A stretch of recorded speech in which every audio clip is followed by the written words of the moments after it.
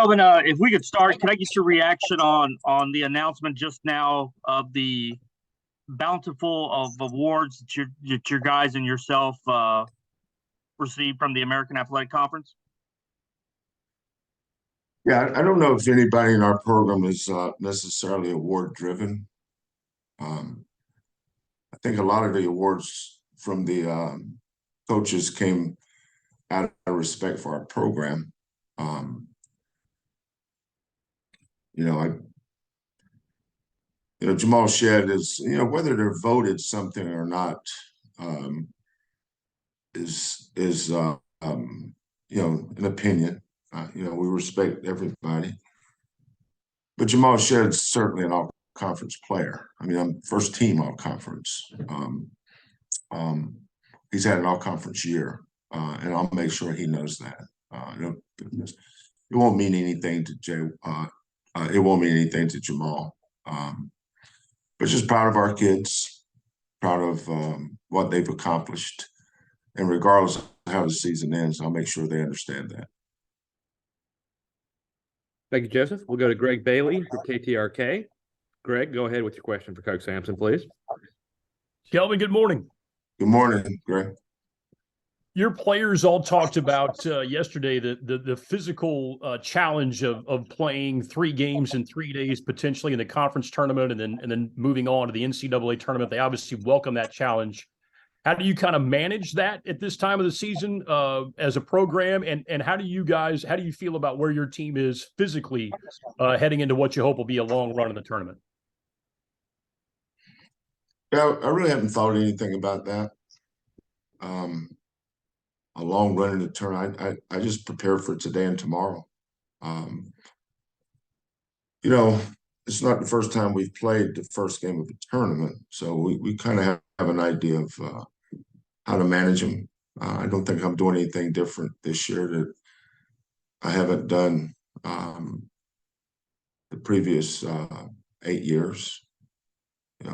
We play Friday at noon, and we just prepare for that game. If you don't win, there is no second game. So I don't worry about 3 games in 3 days. I worry about 1 game in 1 day. All right. Thank you, Greg. Do we have any other questions for Coach here? I don't see any hands raised in the chat. Anybody have a question? We'll go to Mark Furman with Fox 26. Mark, go ahead, please, sir. Hey, Kelvin, how are you? Good, Mark. I need to ask you about Jarris Walker. You touched on it a little bit in your coach's show the other day, just how you view his future, his status beyond this season. That's not something I'm thinking about. So, that's something at the appropriate time you guys can ask Jarris. Yeah, he said he does not want to talk about that till after the season's over. Then I respect that. Let's just leave it at that, man. Okay. Thank you, Mark. We'll go to Joseph Duarte again from the Chronicle. Joseph, go ahead, please, sir. Kelvin, as you prepare for the conference tournament, I'm sure you've been asked this before, but I can't recall with the committees, and I think at this point when they're looking at things, 90% or 95% I saw of a team's body of work is sort of already locked in. Is there value to conference tournaments and a team like yourself playing up until Sunday with, the opportunity that there's not going to be a lot of room to move up or anything like that in terms of improving your positioning? So you asked me, is there value in the conference tournament, or are you asking me, is there value in the conference tournament for us? For yourself. When you asked that question, I started thinking about being a young coach at Washington State and Lute Olson, Mike Montgomery, and Jim Herrick from Arizona, Stanford, and UCLA wanting to do away with the Pac-10 tournament because it was affecting. They were sending so many of the Pac-10 teams east. I think Mike got sent to North Carolina one year and played on a Sunday and had to play Thursday. I could see his point, but I was the coach at Washington State. We weren't at that level yet. We got there eventually, but at that time we were not. And that conference tournament was huge for me and my team as far as keeping them motivated, having something to look forward to. So I'm pro conference tournament. Now the scenario that you painted, you don't go into tournament, you don't go into any game not trying to win. But we also know that the bigger picture here is NCAA tournament. You want to be healthy going into that tournament. It's hard for me to think back on some of these things. I think we won. I think we won 3 straight Big 12 tournaments, and to the life of me, I can't think of what we did after that. I know one year, you guys have to look that up. That was 01, 02, 03. I might be wrong, something like that. One year, I think, went to the Final Four. Another year went to the Elite Eight. I'm not sure what we did the other year. But, I don't think outside my box. I have a box I think in, and I don't, obviously I think ahead, but I keep most of those thoughts to myself. As far as my team, I don't all of a sudden get here and start coaching them different. I'm not going to change. We got the tournament coming up. Okay. It's a tournament. It's a game. It's another game. The stakes are higher. There's a lot more attention on it. But inside the box, we're going to scout them. And I'm talking about South Florida, East Carolina now. We play the winner of that game at noon on Friday. One of my assistants has the South Florida scout. One of my assistants has the East Carolina scout. So we just played East Carolina, so that's recent memory. South Florida was a while ago. So the only tape I watched this morning, I pulled up some actions that we've got to sharpen our blade on. The only thing I watched is South Florida, it's just because we haven't played them. East Carolina, we know their personnel, just played them. Second last game of the season, but the other stuff, I just don't put a lot of value on that. We'd like to win the tournament because we're going to play in it. But if you lose the tournament, it's not the end of the world. And just to clarify, you've always had your stance that if you reach Sunday, you think that it should be a Friday, Sunday start to the tournament, right? Yeah, and that's not team-based, that's student-athlete-based. I think you're going to get the best version of these kids if they don't have to play. Just think about, we've played in that game. We've lost it and won it. I don't remember how many times, but as soon as the game's over, you don't really get a chance to really celebrate because you got to hustle up to the room for the bracket show. And you want to be there for that. Then you come back and, for us, that's, 3 hour and 45, 4 hour drive. And so by the time we get back, it's going to be probably closer to midnight. So now you're already at Monday. And if you play Thursday early, you got to leave the next day, Tuesday. And you just played 3 games in 3 days and played Thursday.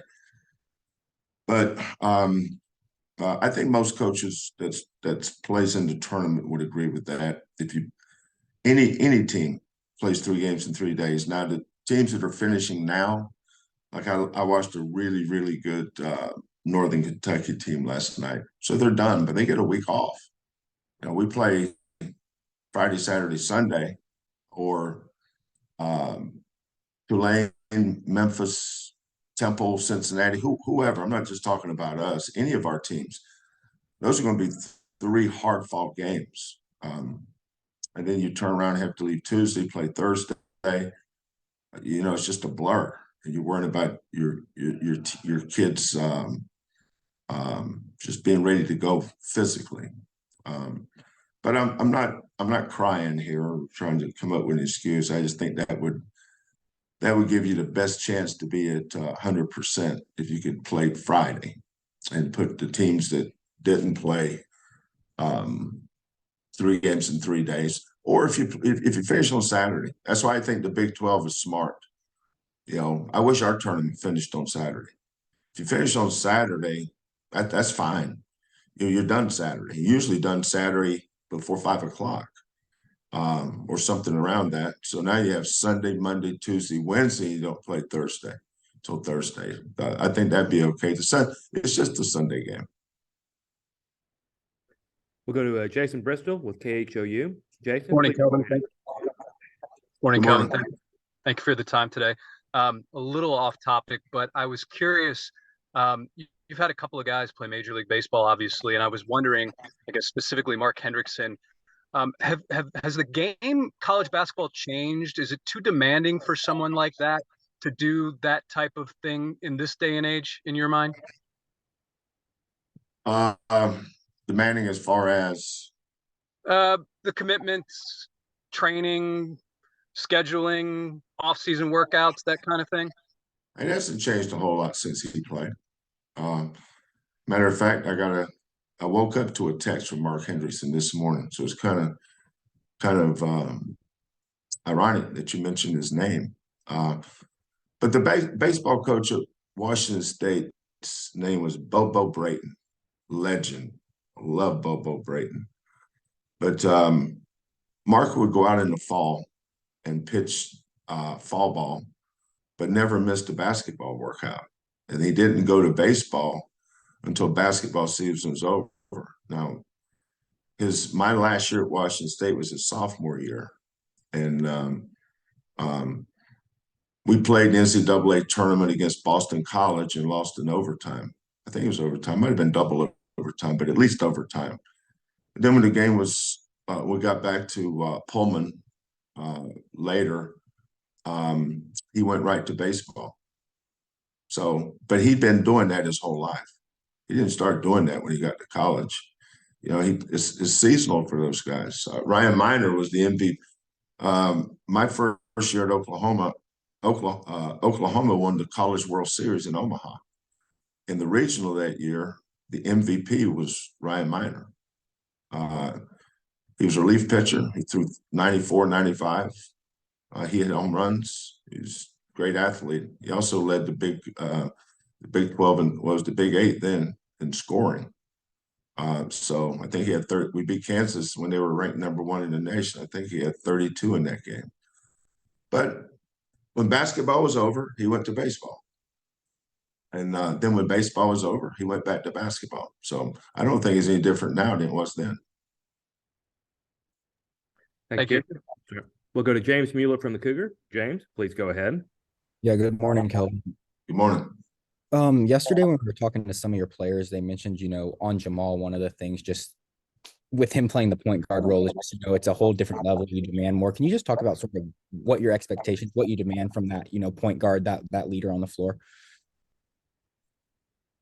Probably spend more time individually watching film, talking with the point guard to make sure that we're on the same page. And one of the things we talk about is the first half versus the second half. The first half, he's going away from me. Now, the second half, I can be the offensive coordinator. But the first half, he has to be the offensive coordinator. He has to know what the game plan is at a different level than what the other players do. Like if we're going to play through Jarris on the left baseline or J1 on the right baseline, if we're going to play off pin downs, if we're going to play off, or if we're going to just play continuity, try to get to go screens as much as we can. I meet with him and go through that. I did the same thing with John Anches or Dominic Ellison or Quantus White, Galen Robinson, Dejan Giroux, Jamal. They're all the same.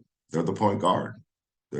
My expectations for them hasn't changed in all the years I've coached. I don't treat Jamal any different. I treat Galen or John Anches or Quantus.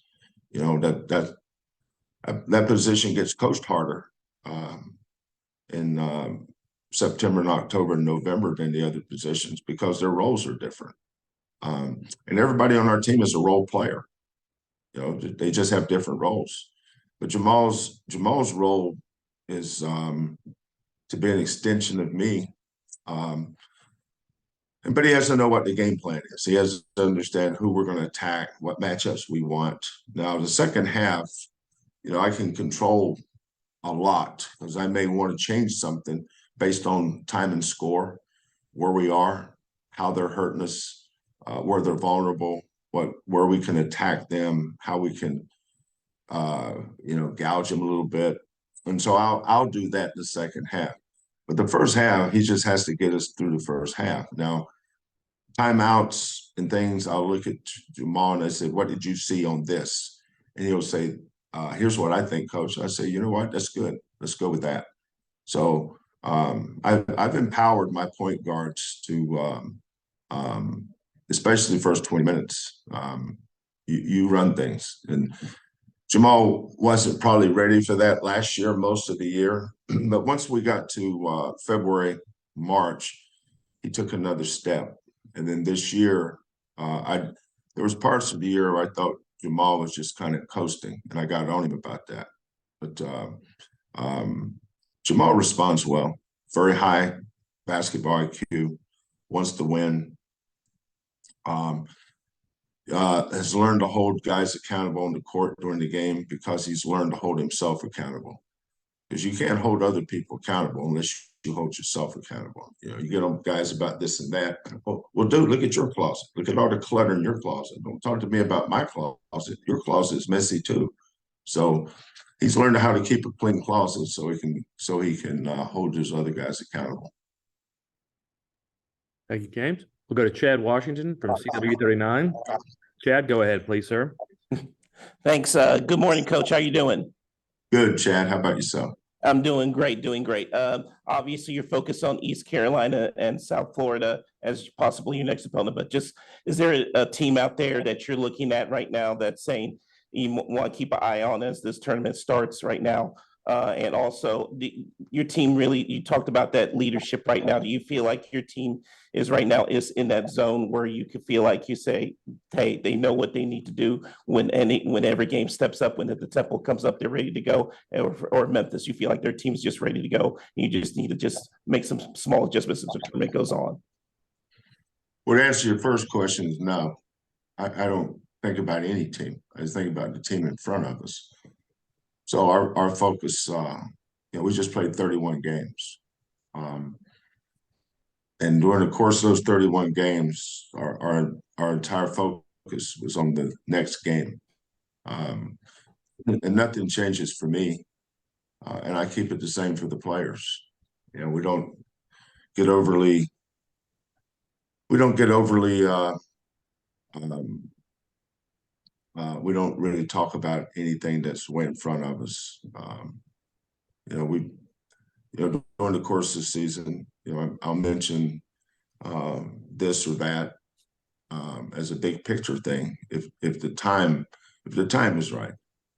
But one of the reasons why we're so consistent over the years is we don't do what you asked.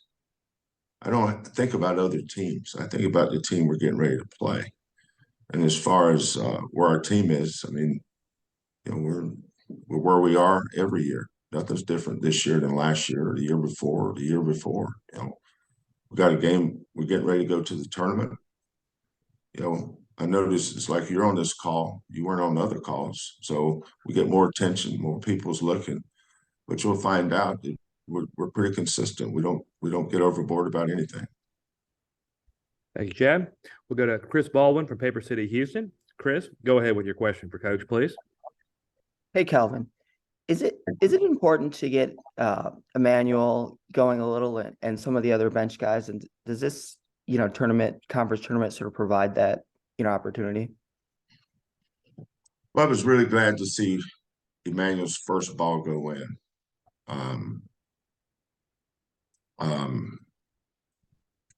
It's hard to be a freshman.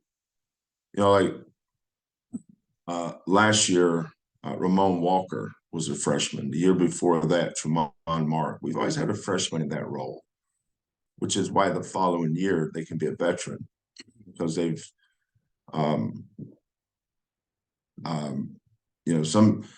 I just remember Damian Dotson beating Armani Brooks' brains in every day. I mean, he just wore Armani out until he didn't, until we got to February. And all of a sudden, Armani started hitting back. Then you can see the leap that Armani took. I think Emmanuel was way behind the other freshmen because of his catastrophic, traumatic leg injury. Just like sometimes you forget we lost 4 starters from last year's team, except we did not. I did not. But you forget about how traumatic Emmanuel's leg injury was, and that really stunted him for a lot of reasons. But every day he goes against Tremont. That's usually his matchup. Marcus, he goes against Marcus a lot. Terrence goes against Tremont. But when you're going against Shed, Sasser, and Mark every day, you're going to get better. So now when he goes into the games, he just has to learn how to come off the bench. That's the biggest thing for freshmen early in the year, because they've never come off the bench. When the game starts, they're always out there.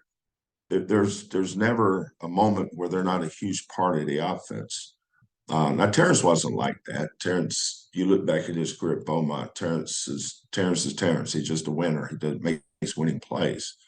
But Emmanuel hitting that shot the other day, but he also turned it around and made a bonehead play where he tried to attack when there was nothing there. So just getting him kind of play under control. Don't get outside of your lane. Play your role well. But when he's got a window, we want him absolutely to shoot it, because I think he's an outstanding shooter. And as his career goes on, you'll see more and more of that. But he's a freshman. He's going to have ups and downs. He's not a guy that we know is going to make 4 or 5 threes every single night, but he's a guy that's capable of it. And that's right now is what we're having to live with. Chris, do you have another question? Are there any other questions? Chris, I have another. Sorry. Go ahead. Calvin, I mean, how important are those, out of practice contacts? You talked about it with Jamal, and Jefferson said he'll talk to you at nights, sometimes. How important are those to, building those relationships, the out of practice contacts? Well, I've always believed as a head coach, you need to touch your players every day, literally and figuratively. If you ever watch me on the sideline, I put my arms around them a lot. I touch them, grab their shoulder. If I'm coaching the red team every day, when they come over to me, the 2 closest guys, I put my arms around them. That touch is important. I didn't realize the importance of that until I had an athletic director at Oklahoma. The guy that hired me, the AD's name was Donnie Duncan. And when he was interviewing me for the job, he mentioned that. He said, one of the things I like about you is how you touch your players. I just always did it. I never understood why you did it. I just did it. But during the offseason, I don't get to touch them.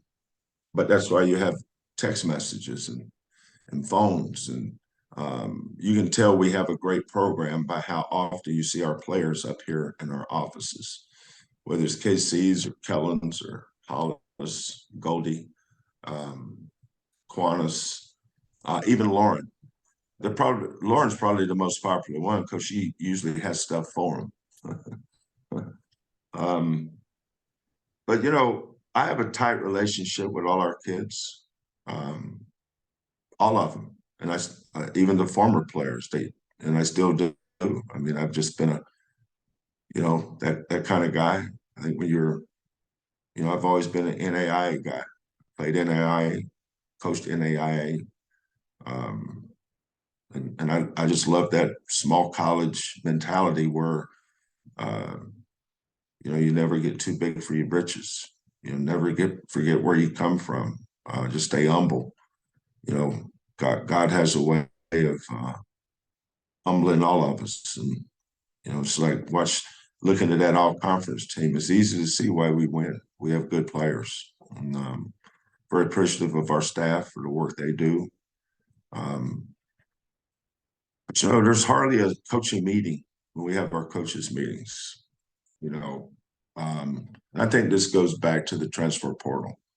You never know when a kid wants to leave and have a different role. I'm not getting enough shots, because you don't know who's talking to him. But the better your relationship is when they know you love them, and they know it's sincere, then you can get them to run through a brick wall for you. So relationships always been important to me. My dad was like that. My college coach was like that. And I just never got a chance to see how other coaches did it, because I was a head coach at such a young age. But that's respect. And they know I respect them. I respect them as human beings, and I respect them as sons and as brothers and members of this team. But there's a reason why our kids play so hard. I have time for 2 more questions. We'll go to Joseph Duarte for 1, and Chris Baldwin, you'll have the last one. Joseph, go ahead, please, sir. Kelvin, I was wondering, can you provide some insight on maybe how this process works when it comes time for the NCAA tournament? Teams that are on that one-line consideration, are you given the option of choosing proximity, like regional, that kind of deal? If it comes to that, in terms of what preferences are? If you're the number 1 overall 1 seed, you are. I've had correspondence, and if we're the number 1 overall 1 seed, they ask you what your preference is, where you'd like to play your first round and then your second round. So, but this year, if you're the number 1 overall seed, the West, I think the Pac-12 tournament plays I think the Pac-12 plays their tournament in Las Vegas. Is that correct? That is correct. Yeah. Okay, so I saw Vegas was a site, so that would benefit maybe a UCLA.